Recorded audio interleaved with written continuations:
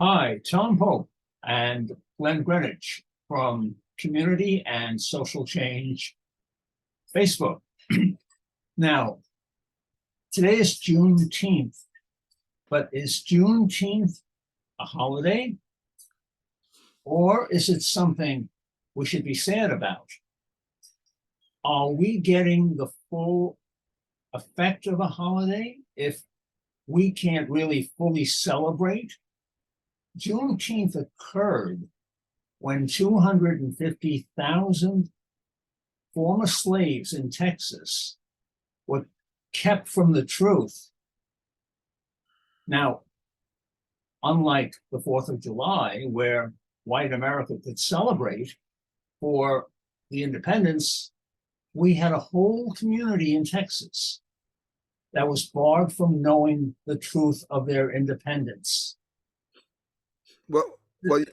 Tom, that you bring up a really interesting point because um, the the only reason that they were lied to was so that they could continue working for the plantation owners for free, and so it really was about greed and not human rights.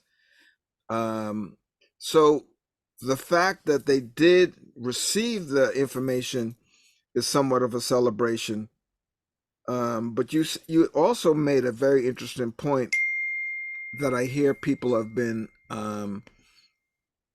referencing, pointing to, that the real independence of African Americans should be the Juneteenth celebration as opposed to July 4th. So it's sad that people were lied to back in that time, and as I understand, soldiers were sent there ahead of that, individual soldiers, and were killed, and so they actually had to send in a whole, I don't know if it's a platoon or regiment or whatever, but they had to send a bunch of troops rather than just one or two, because they would just get killed because the people didn't want that message to be sent or heard um, the former slaves.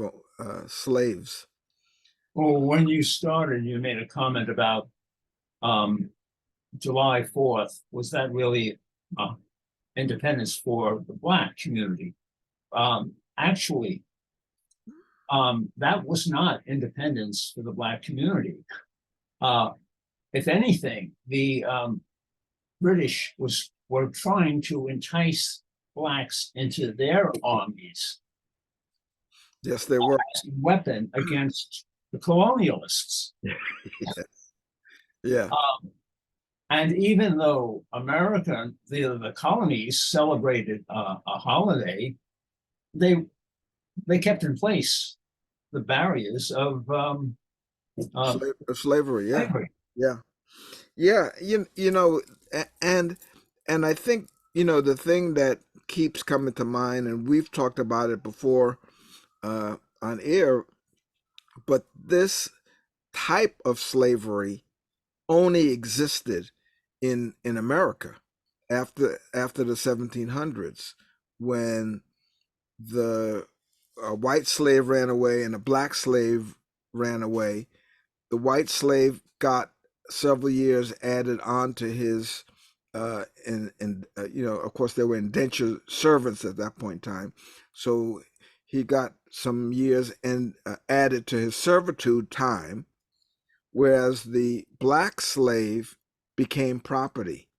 And once that took place, that then had black slaves as property as opposed to indentured servants, which, of course, is um, indentured servants have been around the world for many years, centuries, but yet this depiction of it, or this interpretation of it from a legal standpoint, shifted slavery as it was known to the world at that point in time. So Uh, we've got a couple things kind of moving there. Yeah, go ahead, Tom. um, one other item that I think stands out as a similarity, the plantation owners kept the news from the Black community about the Emancipation Proclamation. Yes. Today, this is years later, we have a large part of our country trying to deny any information about the real history of slavery, America's history, the indentured situation, how slavery was remodeled in other patterns after. We can't talk about that. Teachers are being banned. So Yeah. we have that same condition that we saw in Texas in 1865. Of keeping the information, Right, suppressing the information for their benefit. right. Absolutely. Absolutely. Yeah.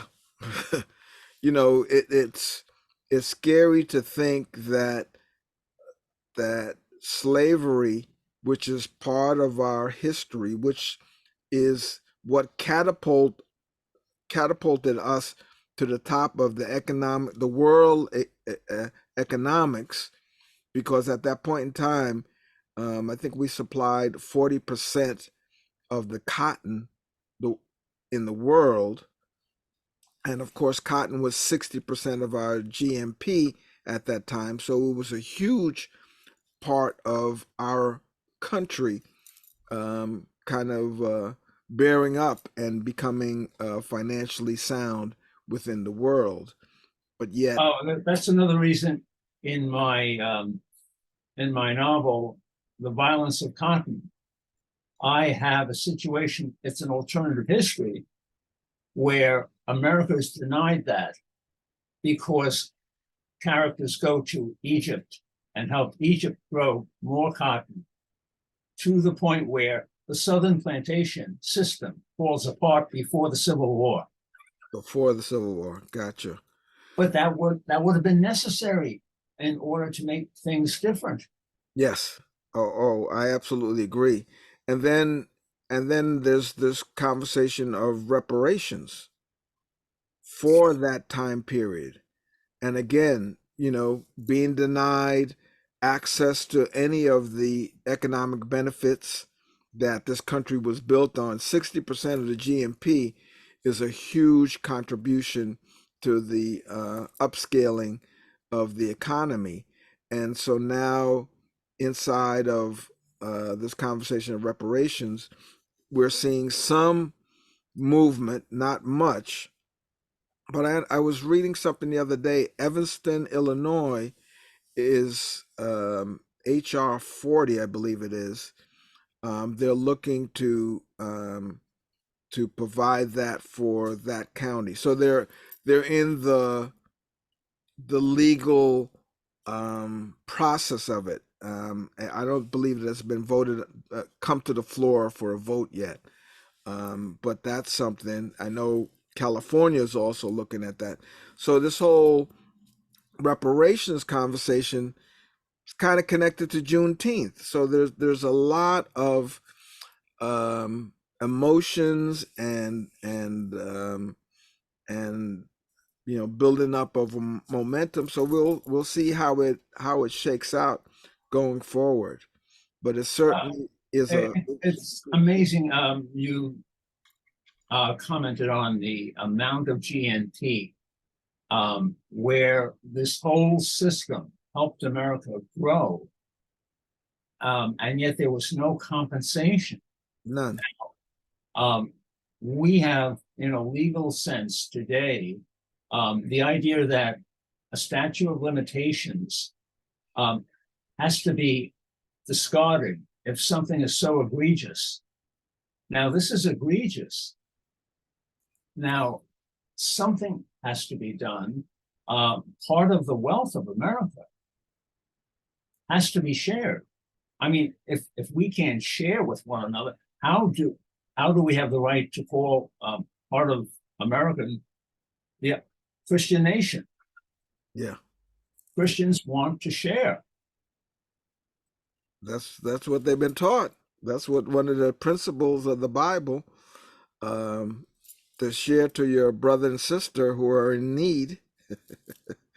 So yeah, so this whole Juneteenth, I think, is all, is a coming up of emotions, coming up of thoughts. I've also heard some situations where it's looking to be suppressed, which I'm not surprised about as well. So, I mean, getting back to where we started this conversation, is it truly a celebration or is it a curse? Well, I don't think it's a curse. I don't know if it's appropriate as a celebration. It's something to be cherished. It's something to be expanded upon. Yeah. Uh, but celebration means we've achieved something. I don't know if we've achieved anything because of the repressive qualities in certain parts of America. So, so in conclusion, Tom, what would you like to say about this Juneteenth day that you haven't said already? Um, well, I think maybe it's a time to rededicate ourselves to spreading the word, fighting any type of book banning, fighting the idea that, there is a huge confusion going on between the concept of critical race theory and history. Critical race theory is not taught in undergraduate levels, but the right, the GOP, is trying to say that it is. What they're really saying is any history about the Black situation shouldn't be taught because it makes white Americans feel uncomfortable. That's not critical race theory. But the bigger issue is, how dare do they say this? We have to learn history. Otherwise, we're going to repeat the problems of history. I Tom, I absolutely agree with you. I think that we're the that history, the history of slavery, is part of the history of America that helped build America, that had America become who it is, and to suppress any part of it is a travesty, and really is a shell game. And we here are here to speak to the truth of what's going on. So I'm glad that we had this conversation today. I think it's an appropriate one for Juneteenth, and certainly want our listeners to know that we like to look at these kinds of ideas and thoughts and have conversation around community. So please join us.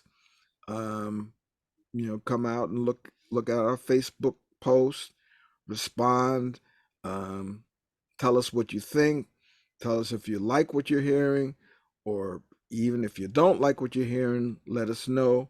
There may be some subjects or ideas that you'd like to hear from us. Also, let us know that as well. That's community and social change. Thank you.